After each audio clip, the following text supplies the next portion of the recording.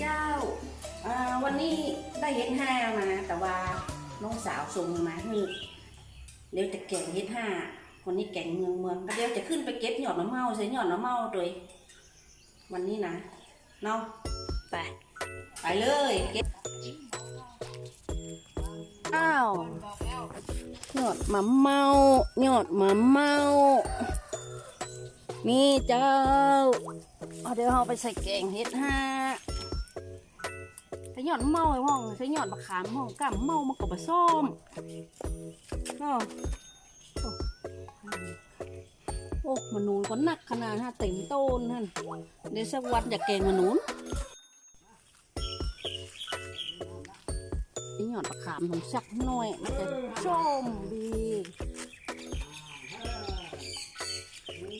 เฮ็ดหิมหัวของหิมหัวบ้านเฮาเอามาซอยเฮ็ดกันเนาะ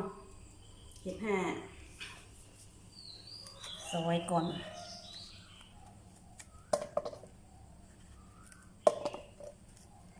น้องแมวมากกว่าลูกเจ้าอร่อยเนาะของสักของหายากแปลงตุ๋ยตั้งคนไทยเปิ้นห้องเนี่ยเฮ็ดตับเต่าเฮ็ดรังผึ้งเฮ็ดตับเต่าแกงใส่หยอดมะเมาดอกเดียวงามดอกใหญ่ดอกนี้เกินกิโล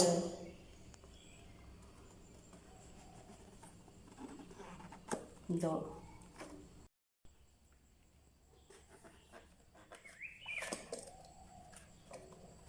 เหมาะแต่เหมาะนะโกงคงนุ่งหนุ่มจัดหนุ่มมาได้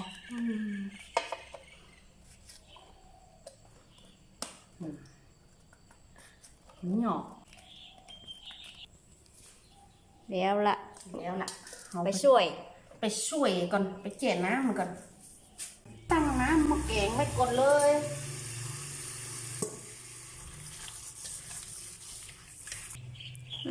ตั้งไฟรอเลย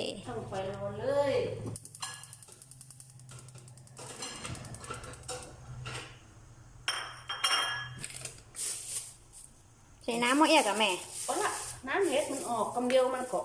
น้ำมันนักละ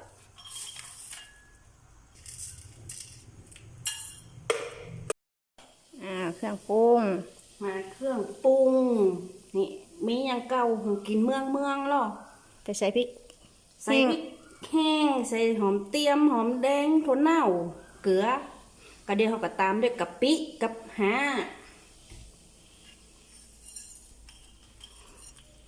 ใส่เกลือลงไปก่อนเกลือกับพริกโอ้เที่ยวตกกระลำใส่หอมเตียมถั่วเน่า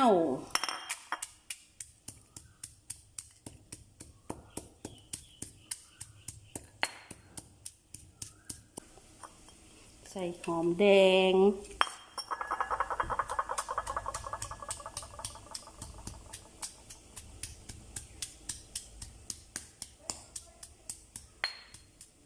ใส่เป็นเนอร์กะปิ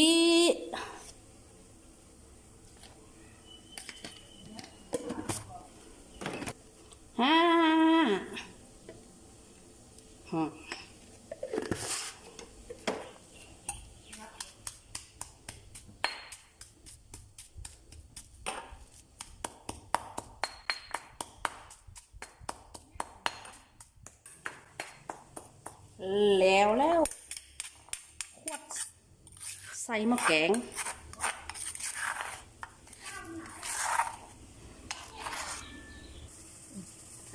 เลยหน่อน้ำเดือดแล้ว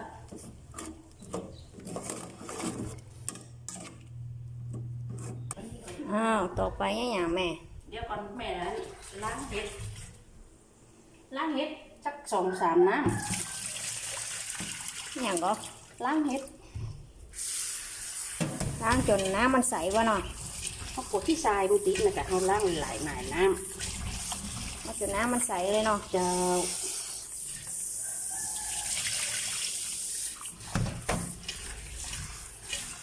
อ เดี๋ยวถ้าน้ำมันเดือดเราก็เฮ็ดก็ใส่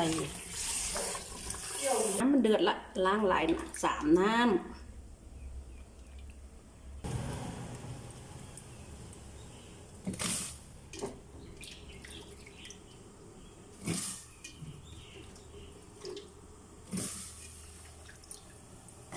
ปากโกน ใช้น้ำแดงนะ ใส่น้ำน้อยเพราะว่าน้ำเฮ็ดมันออก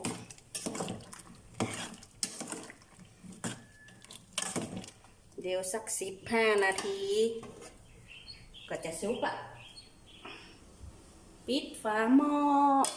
สัก15 นาที เดี๋ยวก็มาเปิดใส่บะขามกับหย่อนมะเม่าได้เวลาละ15 นาทีเอาก็ใส่หย่อนมะเม่า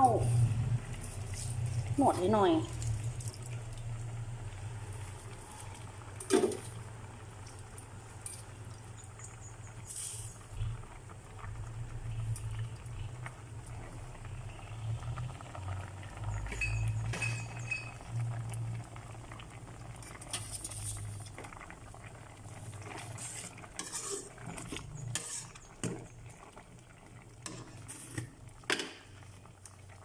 ใส่ชูรสเหี่ยน้อย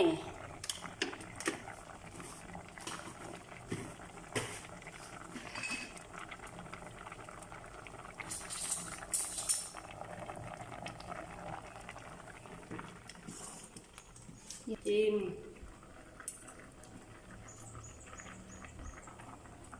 จับอะไรยัง จับละลำเจ้าเฮ็ด5 ส้มแล้วก็ ผู้ส้มกระจ่างส้มน้อย มันยังแบบตันนี้เด้อ ต้องรอพักซุปก่อนเนาะพักมันลมสักหน่อยก่อน ได้ตีละยางเจ้า ตีละเจ้าสุกละเจ้าปิดเกตพร้อมเสิร์ฟนะเจ้า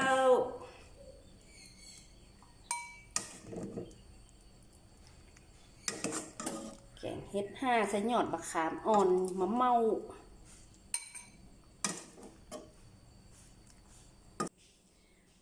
ได้ตีละเจ้าสุกละพร้อมเสิร์ฟเจ้าของกินข้าวแรงมาเนอมากินด้วยกัน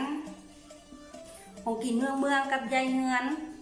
ฝากกดไลค์กดแชร์ด้วยนะเจ้าเมนูหน้านี่จะมาเซอร์ไพรส์ว่ามีอย่างใหม่ๆมานะเจ้าขอบคุณนะเจ้าฝากไปตัวนะเจ้า